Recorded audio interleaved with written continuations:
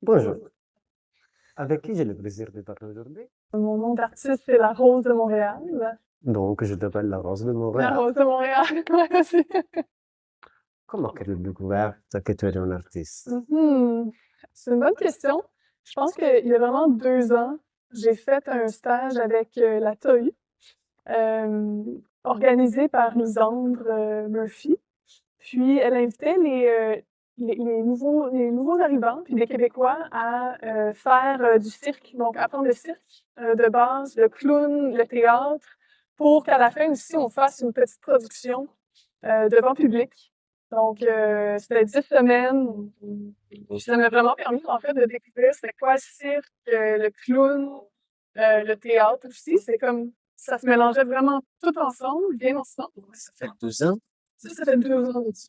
Donc, très récent. Je suis très, Wow! oui, oui, oui, je suis vraiment artiste émergente, aussi avec la profondeur de qu'est-ce que ton personnage veut apporter au monde. Fait que je suis encore en train de découvrir, en fait, qu'est-ce que je veux que la Rose de Montréal offre au public, puis qu'est-ce que je veux qu'elle offre aussi pour la transformation sociale, son message. Qu'est-ce que j'ai appris à m'autoproduire? Hmm. Donc, au lieu d'attendre que quelqu'un vienne te chercher pour faire un photoshoot, ben non, moi j'ai une vision, c'est quoi que ça me prend? Ça me prend un photographe, ça me prend un studio, ça me prend une acolyte, d'autres artistes, peu importe. J'avais une vision, tu vois qu'est-ce que tu as besoin, puis tu t'autoproduis. Puis ça me passionnait. Puis, ben, Lisande, encore une fois, c'est Lisande qui est un peu mon mentor. Puis, il créait des spectacles où il allait chercher tous les sujets tabous de l'intimité, des relations monogames, des relations ouvertes. Puis, ça m'a vraiment ouvert mon désir à créer vraiment beaucoup Ça aussi, crée de l'art. à créer de l'art, à créer des performances, à avoir confiance en mes capacités à pouvoir faire ça aussi. Puis j'ai tranquillement commencé à performer avec eux. Puis c'est là que j'ai commencé à toucher à la scène, à la Lisandra, performance. Lisandra, elle fait quel théâtre? Elle a fait le cirque intime, donc c'est une cofondatrice du cirque intime. Puis en ce moment, elle est beaucoup agente d'artiste, productrice. Elle travaille aussi dans la médiation culturelle. Comment que tu as trouvé un mentor? Certains artistes sont un peu perdus. Ils ont peur des fois de contacter quelqu'un, tu comprends? Ils ont, Je pense que la première chose, c'est d'identifier tes besoins. Tu sais, en tant que nouveau artiste, c'est un nouveau monde. Tu connais pas comment ça fonctionne. Mon premier besoin, c'était ça. J'ai besoin d'un coach, j'ai besoin de quelqu'un qui connaisse ce milieu-là, qui peut me guider, qui peut me donner des tips and tricks.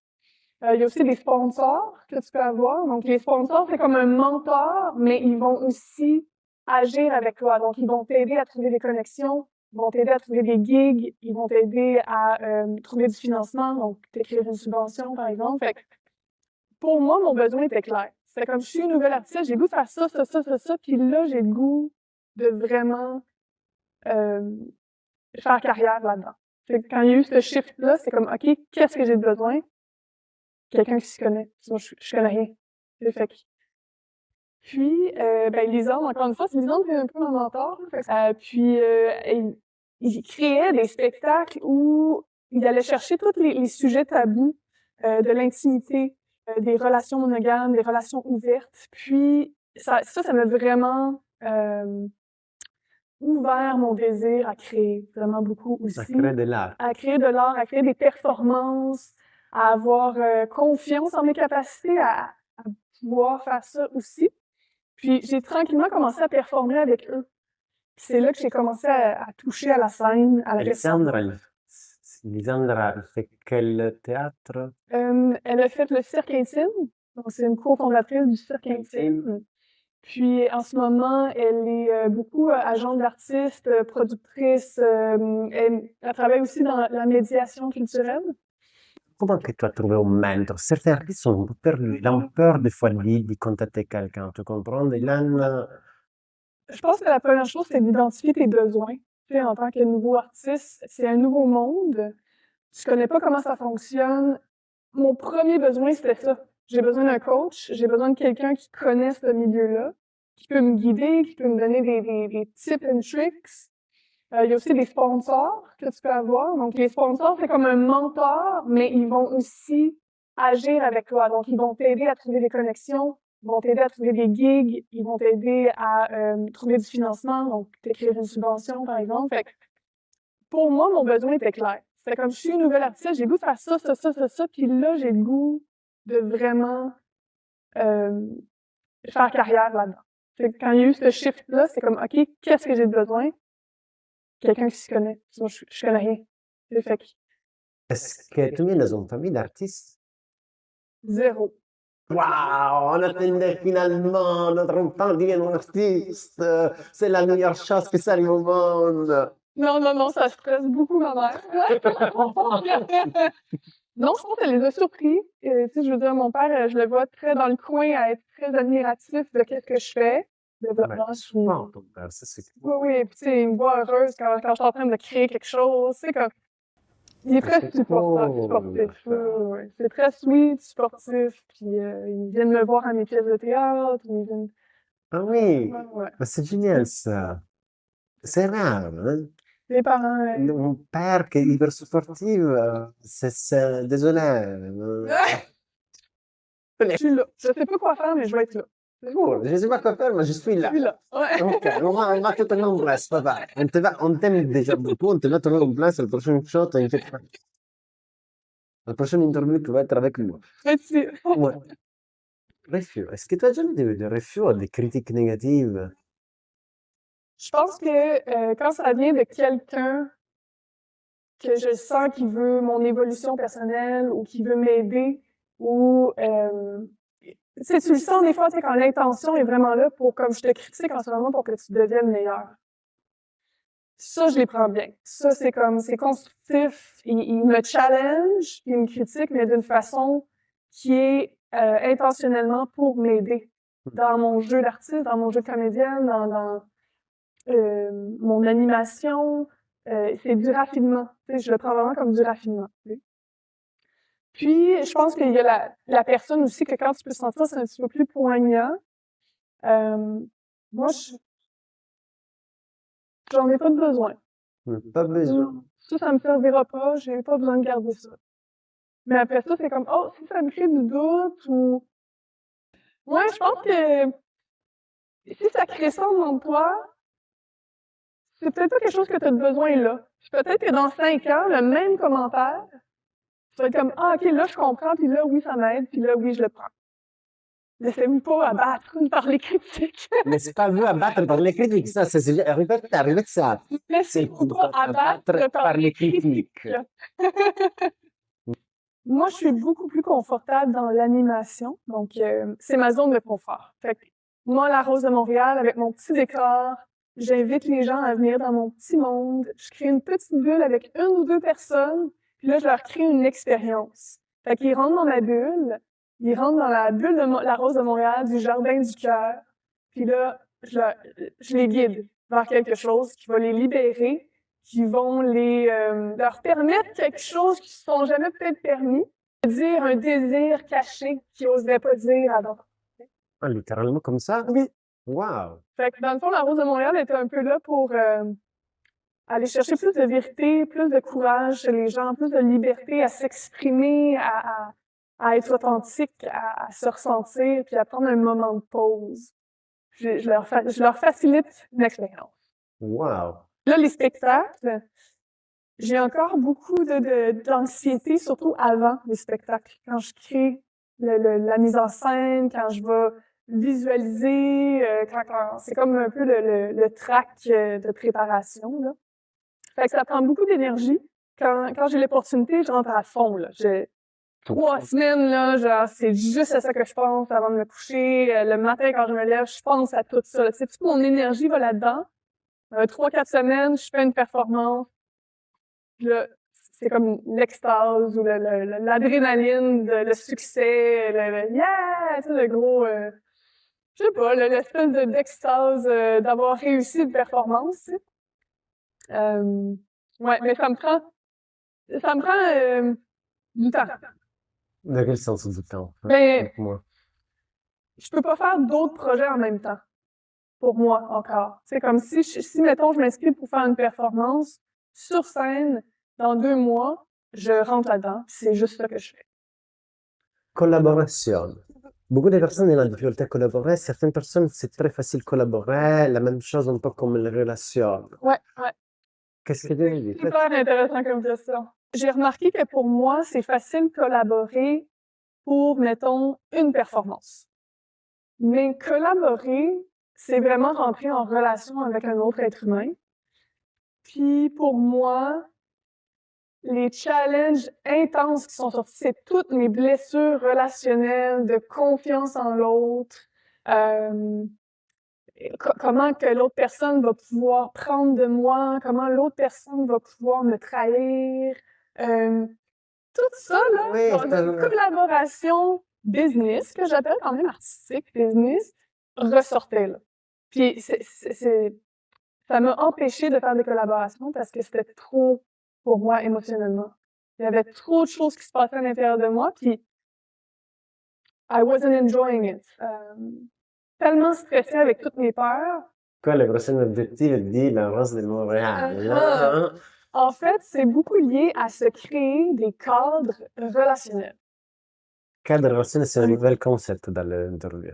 OK. Ben, c'est dans le fond, moi, j'ai travaillé beaucoup dans la sexualité consciente, les relations intimes, la conscience dans les relations, puis on fait beaucoup ça, c'est de créer des cadres. Donc, moi, j'ai appris que pour collaborer avec quelqu'un et me sentir en sécurité, il faut qu'on ait un contrat ou que ce soit verbal avec quelqu'un que tu fais confiance ou écrit vraiment avec une nouvelle personne. Fait que dans ce contrat-là, il peut y avoir des choses comme moi, je suis d'accord qu'on fait la performance, mais tout ce que moi j'apporte et tout ce que toi tu apportes, quand on se sépare, il faut qu'on ait une conversation pour voir comme qu'est-ce que je te permets de reproduire toute seule. Qu'est-ce que moi, tu me permets de reproduire seule. Puis pour moi, ça m'a beaucoup aidé. Je sais pas comment les autres artistes fonctionnent, ça m'intéresserait. Mais moi, ça m'a beaucoup aidé de faire ça. Fait que des contrats, les finances, parler des finances dans le contrat. Qu'est-ce qu'on fait quand on a une performance qu'on est payé 50$? Est-ce que c'est 50-50 ou on sépare avec la responsabilité de la personne qui a trouvé le gig? Est-ce qu'on a un 25% pour cette personne-là tout le temps, puis après ça, on se sépare à faire? Tu sais, toutes ces choses-là de finances. Moi, en tout cas, pour moi, quand j'ai créé ce cadre-là, j'ai comme fait, OK, Ça te relaxe. ça me relaxe. On a eu la discussion, on a eu des conversations inconfortables ou confortables. Confortable, oui, in tous les cas, ce sont des conversations, je crois. Désolé que je me permette de dire ton secret source of energy. Tu fais, comment que tu... Le premier mot qui me vient, moi, c'est l'action. Fait que, tu sais, je veux dire, je vais penser, mettons, à des soirées ou des mois ou des longues périodes que j'avais plus le goût de rien faire, un petit peu la dépression saisonnière et tout ça. Moi, me bouger, me mettre en action, que ça soit me dire, ah, je vais aller faire une sandwich puis boire de l'eau, puis là, je le fais. Créer un momentum dans moi de comme, hey, je me suis dit que j'allais faire quelque chose puis je l'ai fait. Comme success. Comme il y a un petit succès, tu sais. Il y a comme un petit succès de, je suis sortie du lit, tu sais, que ça fait une demi-heure, je suis là, puis ça fait une demi-heure, je me dis qu'il faut que je sorte du lit.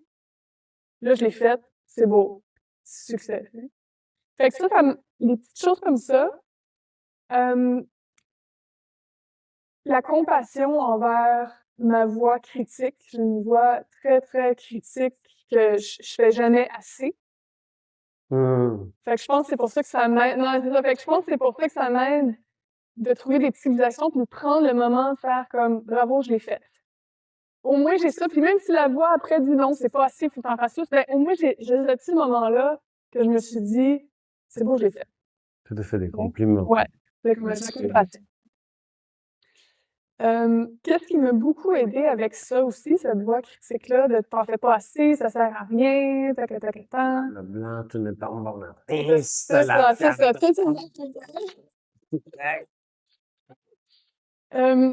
On est tout pareil. Oui. Puis, de l'année au complet. OK? J'ai un gros calendrier de l'année au complet.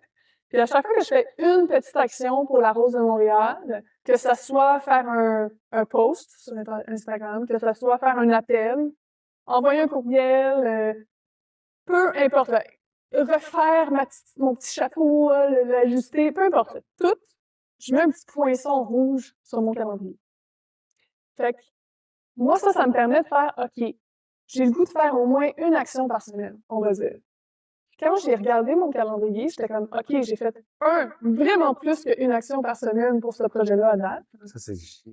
Fait que la voix, elle a plus de place parce que je le vois, là. Je suis comme, hey, regarde, j'ai fait 4 actions cette semaine. On était supposé juste en faire une. Après, tu sais, là, je pouvais voir, OK, mon mois de septembre, octobre, novembre, c'est mes gros mois où j'ai beaucoup de motivation. Là, tu mets un petit creux en décembre, c'est correct, mais check toutes les autres actions que j'ai faites. Juste réfléchir puis à faire comme, OK, c'est quoi les prochaines actions qui me motiveraient de bord? C'est peut-être pas faire des posts sur Instagram. Je l'ai déjà fait suffisant, je veux changer, donc là, oui. Tu sais, fait que ça peut être comme, OK, mais c'est sûr que ce qui me tenterait vraiment beaucoup, c'est de créer quelque chose de nouveau pour ce projet-là. Trouver comment. Puis là, OK. Furia créative, la Rose de Montréal, une furia créative, donc. Surtout, peut-être pour les nouveaux artistes qui ont peur de plonger, c'est de plonger. Fait que c'est de se booker la performance qui est pas trop hors de ta zone de confort, qui est quand même que tu penses être capable de faire, mais c'est de te la booker. Fait que t'as book dans 2 mois, t'as 2 mois pour te préparer. Puis c'est un coach qui m'avait dit ça mon Dieu, comment ça s'appelle? En alchimiste du bonheur, son nom c'est Étienne, puis il me dit, moi, je te conseille de jamais dépasser le 4 sur 10. Fait que lui, il allait même plus bas que le 6, tu sais. Il allait sur 4 sur 10 d'anxiété, tu vas à l'extérieur de ta zone de confort, donc tu grandis, t'acquéris des nouvelles connaissances, puis là, après, pour évoluer, on peut suivre son rythme, puis on peut vraiment se permettre de créer qu'est-ce qu'on a le goût de créer. Une grosse blessure financière avec l'argent, donc je me suis endettée. Moi, j'étais endettée, j'ai fait mon Dieu, comment ça s'appelle? Donc, tu as appris. J'ai appris parce que je me suis blessée beaucoup avec l'argent. Je me blessais moi-même avec l'argent. C'est mature. Ouais, fait que puis là, ma relation avec l'argent a vraiment changé. J'y porte de l'attention, premièrement. Fait que oui, je fais des affaires plates, de faire un budget. Se faire un budget, se demander combien que j'ai vraiment besoin pour vivre à chaque mois. Fait que c'est très rationnel, c'est très calculatif. Puis encore une fois, c'est là que tu peux voir, hey, dans le fond, j'ai pas tant dépensé, ou j'ai refait mon argent avec ces 3 performances-là de mon costume. Mon costume m'a coûté 1000$, j'ai fait 3 performances à 300, 350. Je suis kiff-kiff, honnêtement. Tout l'argent après ça que je fais, ben, c'est du profit. Oui, ça c'est excellent, c'est. Mais il faut avoir entrepreneur skill, investissement. Oui, t'as besoin, ou un coach qui va faire ça pour toi. Tu sais, un sponsor, peut-être que tu peux trouver quelqu'un qui veut faire ça pour les artistes. Toi, tu peux donner un cours, c'est comment faire un badge pour le costume que ça doit faire kiff-kiff. Puis, rapidement, j'ai eu le goût de détruire cette idée-là que au début, il faut que tu le fasses pour la visibilité, puis il faut pas que tu sois payé. Garde, fais-en 1, 3, teste ta performance la première fois pour la visibilité, fine. Mais si ça marche, ça marche.